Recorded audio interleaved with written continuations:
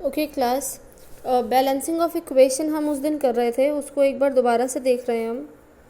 इसके अंदर you can see कि हमने जो पहली इक्वेशन मैंने ली है वो मैंने 3 एलिमेंट वाली ली है। जब आप 3 एलिमेंट इक्वेशन लोगे और जब आप 4 एलिमेंट इक्वेशन लोगे, we will apply 2 different methods, right. 3 वाला जो है that is very simple. You are having H2 plus O2 will give you H2O। Now H2O में H के नीचे 2 लिखा है, O के नीचे भी 2 लिखा है, इधर H के नीचे 2 है बट O के नीचे कुछ नहीं है, तो I have put 1, so the equation will become H2O2 will give you H2O1। Now I have put brackets कि मुझे उस ब्रैकेट के अंदर कुछ भी नहीं छेड़ना है। मेन इक्वेशन के चारों तरफ मैंने ब्रैकेट लगा दिया। अब मैंने लिख लिए टोटल कितने एलिमेंट्स हैं पूरी इक्वेशन में, यहाँ से यहाँ तक कितने एलिमेंट्स हैं। तो एक तो हाइड्रोजन है, देन ऑक्सीजन है, इधर भी हाइड्रोजन ही है वो मैं लिख चुकी हूँ, फिर ऑक्सीजन है वो भी मैं लिख चुकी हूँ। Then I have divided into 2 categories, एक को मैंने कहा रिएक्टेंट और एक को प्रोडक्ट कहा। तो रिएक्टेंट यानी कि एरो के इस साइड वाला और प्रोडक्ट यानी कि एरो के इस साइड वाला। नाउ रिएक्टेंट्स में मैंने देखा हाइड्रोजन कितने हैं 2, तो मैंने 2 लिख दिया। ऑक्सीजन कितने हैं रिएक्टेंट में 2, H2 प्लस O2 है तो ये भी 2 लिख दिया। प्रोडक्ट में आइए तो हाइड्रोजन कितना है 2, ओके, ऑक्सीजन कितना है 1, हाइड्रोजन 2 ऑक्सीजन 1। अब इसके बाद मैंने क्या किया, मैंने कोई भी एक एलिमेंट उठाया, जैसे कि मैंने देखा इसमें, इधर आइए यहाँ पर, तो ये मेरी इक्वल पहली वाली इक्वेशन थी। अब इस वाली इक्वेशन में ऑक्सीजन तो 2 हैं पर यहाँ पर प्रोडक्ट में ऑक्सीजन 1 है। अब जब भी आपको कोई दूसरा नंबर लगाना है, अब मेरे को इसको क्या करना है, मुझे इसे 2 बनाना है, ऐड नहीं करना, मल्टीप्लाई करना है। तो 1 को 2 बनाने के लिए मुझे किसका मल्टीप्लाई करना पड़ेगा, 2 का सिंपली। तो ये ऑलरेडी 2 थे, रिएक्टेंट वाला तो 2 था। इस 1 को 2 बनाने के लिए मैंने इसमें 2 का मल्टीप्लाई कर दिया और ये कितना हो गया 2 हो गया, यानी कि यहाँ का 2 और यहाँ का 2 आपस में अब बैलेंस्ड है। अब इसके बाद क्या देखना है आपको कि O में, प्रोडक्ट में आपने O में 2 लगाया है, प्रोडक्ट में आपने, प्रोडक्ट ये है, प्रोडक्ट में आपने O में 2 लगा दिया, तो O के साथ एक एलिमेंट और जुड़ा हुआ है और वो है H, H2O साथ में है ना, बीच में कोई प्लस का साइन तो नहीं है। तो अगर आप इधर 2 लगाओगे तो आपको ऊपर वाले में और जितने भी एलिमेंट इसके साथ कनेक्टेड हैं उसमें भी सेम का मल्टीप्लाई करना पड़ेगा। जैसे अगर मैंने O के साथ 2 का मल्टीप्लाई किया है तो O के साथ H भी जुड़ा हुआ है, तो मुझे H में भी प्रोडक्ट साइड में मुझे 2 का मल्टीप्लाई करना पड़ेगा और ये बन गया 4। अब मेरा O तो सही हो गया, O मेरा बैलेंस है, यहाँ भी 2 यहाँ भी 2, लेकिन अब प्रॉब्लम क्या हुई कि ये जो प्रोडक्ट में H था ये 2 की जगह 4 हो गया है, लेकिन रिएक्टेंट में 2 का 2 ही है। तो जब ये मेरा 4 हो गया तो रिएक्टेंट वाले 2 को 4 बनाने के लिए मुझे क्या करना पड़ेगा कि इसमें 2 का मल्टीप्लाई करना पड़ेगा। तो I have multiplied it with 2 and I will gate 4। अब जिस भी चीज़ का जहाँ भी आपने मल्टीप्लाई किया है उसे आपको ब्रैकेट के बाहर लिखना है, क्या पूरा फुल लेटर में। तो H में आपने 2 का मल्टीप्लाई किया था, हो गया, यहाँ पर आपने 2 का मल्टीप्लाई किया था दोनों में, तो ये एक बाहर मैंने 2 लिख दिया। How will you check this equation, यहाँ देखो हाइड्रोजन के कितने हो गए टोटल, 2 2 ज़ा 4 और इधर हाइड्रोजन कितना है 2 2 ज़ा 4, यानी कि करेक्ट है। ऑक्सीजन यहाँ कितने हैं, आगे तो कोई नंबर नहीं है तो ऑक्सीजन है 2 और यहाँ ऑक्सीजन कितने हैं 1 × 2 2, तो जितने इधर हैं H और O उतने ही इधर होने चाहिए H और O। तो 3 एलिमेंट की इक्वेशन को आपको इस तरीके से बैलेंस करना है। Let's take another example, like in this you are having Mg plus O2 will give you MgO। सबसे पहले देखिए जिसके अंदर 1 नहीं है वहाँ 1 लगा लो, जैसे यहाँ Mg के नीचे आप 1 लगा लो, O2 पहले से है, Mg के नीचे 1 और O के नीचे 1। Now put it into the brackets, एक तरफ रिएक्टेंट एक तरफ प्रोडक्ट, कितने एलिमेंट हैं Mg है O है, इधर भी Mg और O है वो हम लिख चुके हैं। Mg कितना है 1, O कितने हैं 2, Mg कितना है 1, O कितना है 1। अब इसके बाद क्या करना है, इसको बैलेंस करना है। तो Mg में 1 है और यहाँ भी 1 है, तो ये तो सेट है, इधर आ जाओ नीचे वाले में। ओ 2 है और यहाँ ओ 1 है, तो मुझे क्या करना पड़ेगा इस 1 को 2 बनाने के लिए? I have to multiply with 2 and I will gate 2। I will multiply it with 2 and I will gate 2। अब जब मैंने यहाँ मल्टीप्लाई किया है प्रोडक्ट में, पहले देखो प्रोडक्ट क्या था? MgO प्रोडक्ट था। मैंने O में मल्टीप्लाई किया है, तो O के साथ कौन जुड़ा हुआ है? Mg जुड़ा हुआ है, तो मुझे Mg में भी 2 का मल्टीप्लाई करना पड़ेगा। Mg में कितना था? 1 था, multiplied by 2 will be equal to 2। अब क्योंकि मैंने यहाँ पर 2 हो गया, यहाँ भी 2 हो गया, पर अब Mg में गड़बड़ हो गई। Mg कितना हो गया? प्रोडक्ट में 2 हो गया, जबकि यहाँ पर Mg कितना है? 1 है। Mg अगर आप देखो तो प्रोडक्ट में 2 हो गया है, जबकि रिएक्टेंट में तो 1 ही है। अब रिएक्टेंट में भी मुझे 2 करना है, तो मुझे इसे भी मल्टीप्लाई करना पड़ेगा विद 2। तो अब क्या करना है? आपने किस किस का मल्टीप्लाई किया? Mg में 2 का मल्टीप्लाई किया, तो Mg के आगे मैंने 2 लिख दिया। ये पहले भी 2 था, अभी भी 2 है, कोई चेंज नहीं हुआ, तो ये ऐसे की ऐसे ही रख दिया। यहाँ पर इन दोनों में 1 1 था, लेकिन मैंने बाद में क्या किया? दोनों में 2 का मल्टीप्लाई किया है, तो आगे मैंने 2 लगा दिया। याद ये रखना है कि आपको कोई भी नंबर नीचे नहीं लगाना है। जैसे यहाँ भी 2 मैंने आगे लगाया है, यहाँ भी 2 मैंने आगे लगाया है, सब सारे नंबर्स को आगे लगाना है। 3 एलिमेंट इक्वेशन इसी तरीके से सारी सॉल्व करनी है। ऑलराइट, तो अभी तक जो हमने देखा वो थे कुछ सिंपल एलिमेंट्स, जिसके अंदर एक या 2 एलिमेंट्स थे मुश्किल से, जैसे एक सिंपल Fe हो गया, सिंपल H2।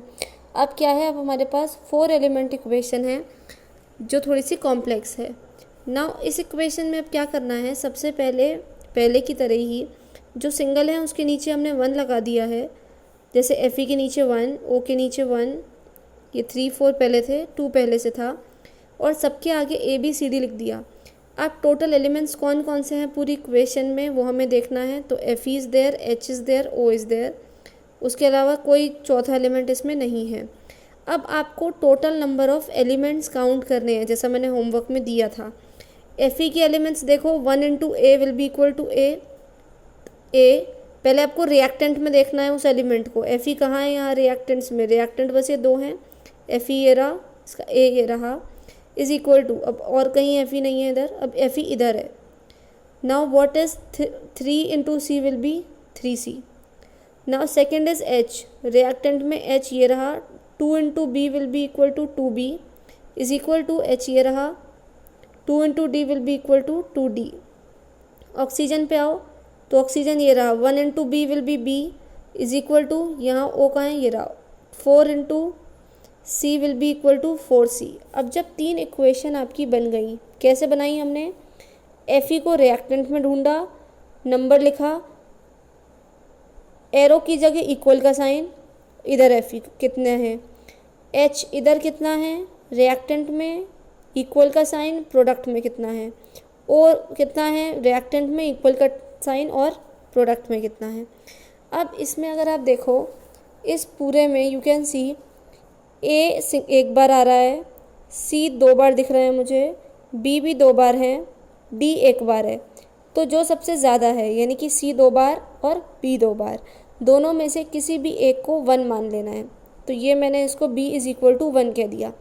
अब मैं इनमें से किसी भी इक्वेशन में जिसमें B है, B इसमें है और B इसमें है, किसी भी एक इक्वेशन को मैंने उठा लिया। मैंने लिया B is equal to 4C, B की वैल्यू 1 मैंने पुट कर दी, 1 इज़ इक्वल टू 4C, तो C will be equal to 1/4। ये मेरा C भी निकल आया और ये O वाली इक्वेशन भी सॉल्व हो चुकी है। अब बाकी इक्वेशन देखो, तो B दूसरा H वाले में था। अब दोनों में B भी मेरे पास है, C भी मेरे पास है, कोई भी एक इक्वेशन ले ली।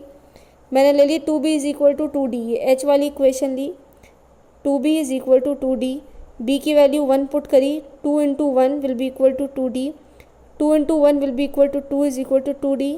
2D का मतलब क्या है? 2 मल्टीप्लाई बाय D। तो जब मल्टीप्लाई करके ये इधर जाएगा इक्वल के इधर, तो ये डिवाइड होगा, 2 से 2 cancel, D will be equal to 1। ये भी आपके पास आ गया। एक इक्वेशन बची पहली वाली, H वाली भी हो गई। A is equal to 3C, A is equal to 3C, और मेरे पास C है, ये रहा 1/4। तो 3 इंटू 1/4 विल बी 3/4। इतना करने के बाद ये पूरी इक्वेशन मेरे पास आ गई, ये वाली, जिसमें A की जगह मैंने 3/4 रखा, 3, ये रहा ए की जगह 3/4 is equal Fe plus B कितना था मेरा 1, तो 1 लिखने की ज़रूरत नहीं है, simple H2O will give C कितना आया है 1/4 Fe3O4 प्लस डी कितना आया है 1, तो सिंपली H2। अब ये जो फ्रैक्शन में है इसको मुझे हटाना है। फ्रैक्शन में हटाने का बेस्ट तरीका ये होता है कि जो ये नीचे नंबर है डिनोमिनेटर में, इसी से पूरी इक्वेशन को मल्टीप्लाई कर दो। तो मैंने इस पूरी इक्वेशन को ये 4 से मल्टीप्लाई कर दिया। अब 4 × 3/4 अगर मैं करूँगी तो 4 से 4 कैंसिल, मेरे पास आ गया 3Fe। 4 × यहाँ तो सिंपल 1H2O है, बी की वैल्यू 1 थी, 4 × 1 4H2O, 4 × 1/4 फिर से 4 से 4 कैंसिल, 1 Fe3O4 को मैं सिंपल Fe3O4 लिख सकती हूँ। 4 × H2 यहाँ 1 है, डी की वैल्यू 1 थी, 4 × 1 विल बी 4H2।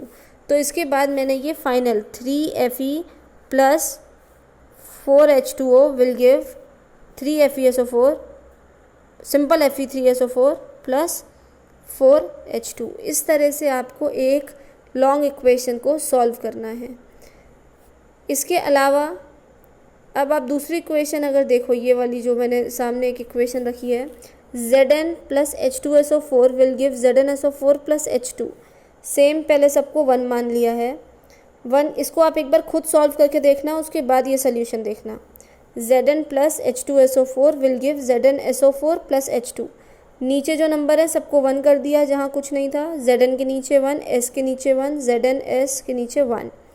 अब सबके आगे ABCD लिखा है, Zn से स्टार्ट करें, A × 1 will B A, product में आ जाओ इक्वल का साइन लगा के, C × 1 will be C, H पे आओ, 2 × B will B 2B, product पे आओ, 2 × D will B 2D, oxygen पे आओ, 4 × B will B 4B, S पे आओ पहले, S will be equal to B × 1 B, C × 1 C, oxygen पे आओ, 4 × B 4B एंड यहाँ ऑक्सीजन 4 × C 4C। अब इसके बाद अगर इस इक्वेशन को देखो तो इसमें A मुझे एक ही बार दिख रहा है, B मेरे पास 1 2 3 बार है, C मेरे पास 2 बार है 3 बार है, D मेरे पास एक ही बार है। तो B 2 बार है, C 2 बार है, कोई भी एक को मैंने 1 मान लिया और मैंने B को 1 माना, और साफ साफ दिख रहा है B = C, तो यानी कि C भी कितना हो जाएगा 1। B और C की वैल्यू आ गई। अब आपको पहली इक्वेशन में भी दिख रहा है A = C, C कितना है 1, तो A भी कितना हो जाएगा 1। अब 2 इक्वेशन रह गई, कोई भी इक्वेशन पिक करो।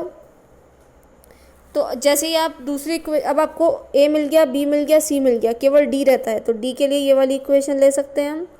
2B = 2D, B की वैल्यू 1 पुट करी, 2 × 1 will be equal to 2D, 2 = 2D, D will be equal to 1। अब देखो A B C D चारों 1 आ गए, इसका मतलब ये इक्वेशन पहले से ही बैलेंस्ड है। Now this is the next one. इसके अंदर एक और इक्वेशन है which is CH4 plus O2 will give CO2 plus H2O।